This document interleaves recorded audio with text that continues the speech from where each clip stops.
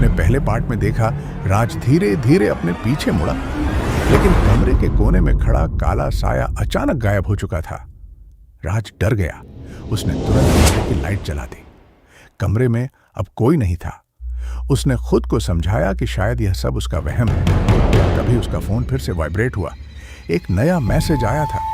Message में लिखा था, तुमने मुझे देख लिया, अब मैं तुम्हें देखने आ रहा हूं।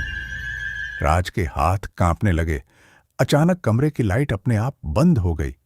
पूरा कमरा गहरे अंधेरे में डूब गया और तभी उसके कान के बिल्कुल पास से धीमी आवाज आई, राज।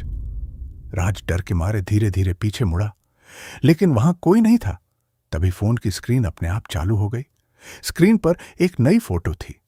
राज ने कांपते हुए फोन उठाया और फोटो देखकर उसका दिल रुक सा गया। उस फोटो में राज अपने ही पीछे खड़ा हुआ दिख रहा था, लेकिन असली राज तो अभी भी फोन हाथ में पकड़े खड़ा था। अचानक कमरे के अंधेरे से वही आवाज आई, अब मेरी बारी है। और उसी पल राज की भयावह चीख पूरे घर में गूंज गई। अगली सुबह लोगों ने राज का कमरा खुला पाया, लेकिन राज वहां कहीं भी नहीं था।